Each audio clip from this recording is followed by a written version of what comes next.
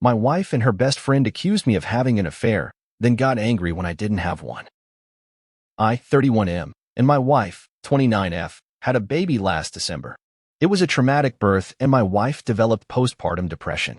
While she was originally going to go back to work after the birth, she's been struggling enough that we decided to wait until our daughter was a year old and reassess. She has been going to therapy weekly. With my wife home full-time, I've had to work increased hours. This is something we discussed prior to making this decision, and she knew this from the start. A few weeks ago, my boss approached me about a project that would require a lot of overtime in a short amount of time. It would both be great financially and for my career. I talked to my wife about it, and she agreed that I should say yes to my boss. For the 4 weeks I'd be working on this, my MIL and her best friend, Jessie, 29F, name changed, would come help out with some of the duties that I typically do. Jessie is a mom with a 4-year-old and a 2-year-old. She began coming over during the day and would watch the kids with my wife. 3 weeks into the project, it became clear that we'd need a few more weeks to get it together. I went home that night and talked to my wife about it. She said she was okay with it, but got very cold in the days after. It was an unusual behavior over the past few months, so I didn't think much about it and tried not to take it personally. During the last week of the project, I got home one night and saw that Jessie was still at the house. I didn't think much about it, said hi to her and my wife, and then went to go check on our daughter. Before I could get to her room, I heard Jessie say something along the lines of, "He doesn't even stop to greet you." Definitely a sign. I turned around and asked what it was a sign of. Immediately, my wife started crying and Jessie started accusing me of having an affair. She told me that I must hate my wife because she has PPD and am not attracted to her because she gained weight from the pregnancy. Neither of these things are true. I'm trying my best to help my wife through her PPD while supporting our family.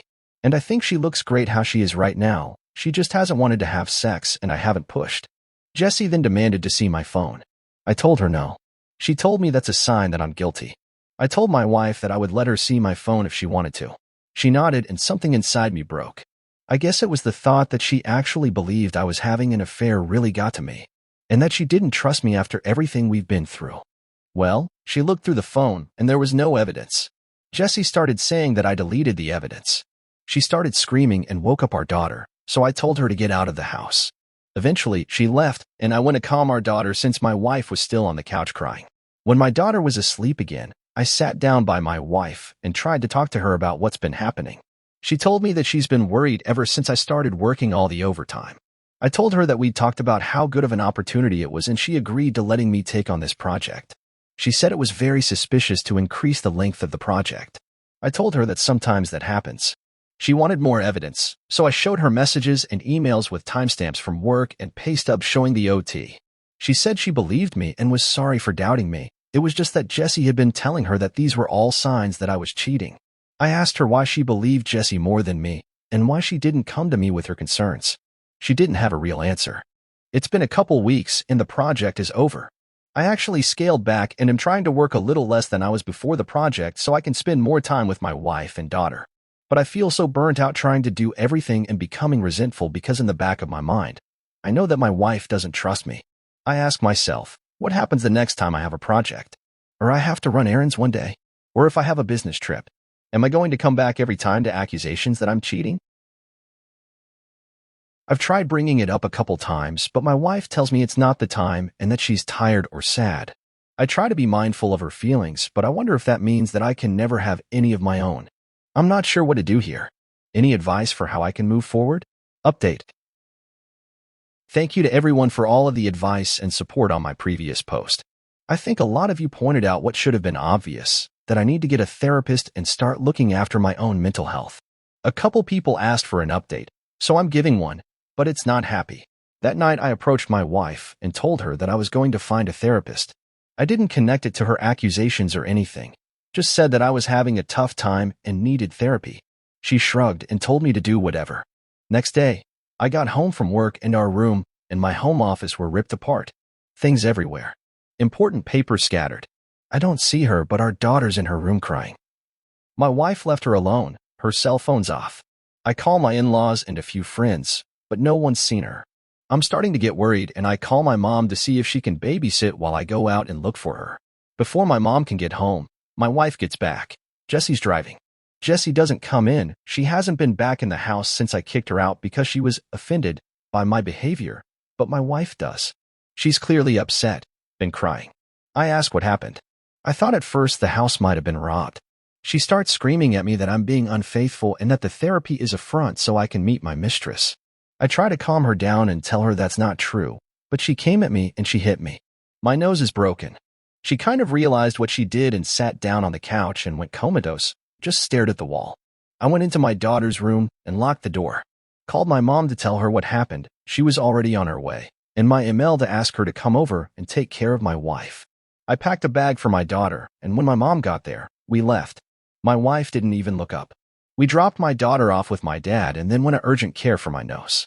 I got blood all over my mom's new Subaru. My daughter and I are staying with my parents for a while and my wife staying with hers.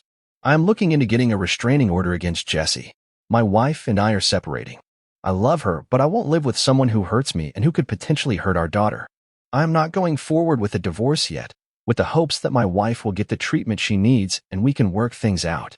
My in-laws told me that they're looking at inpatient treatment at a local hospital.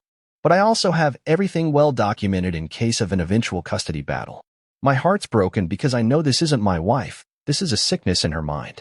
But I need to keep myself and our daughter safe and give her the space to recover. I'm hoping that this is the right decision. Thanks again, everyone. Edit. Thank you all for your feedback. I've talked to my parents after reading your comments and came to the conclusion that for my daughter's protection, I need to file a police report. I am headed to the station now. Update. There's more context for this situation in my post history. My wife passed on early Monday morning. Convinced by her friend Jessie that I was having an affair that I did not have, she had a mental break, which resulted in my taking our infant daughter and staying with my parents for a while. She was with her parents, who planned on taking her to the hospital for inpatient treatment on Monday. On Sunday night, she came to my parents' house and demanded I give her our daughter. Because she had left her alone for several hours the last time she was responsible for her and had gotten physical with me, I refused. I offered to let her come in and spend time with her while my parents and I were present, but she didn't want to come in and wanted to take our daughter with her.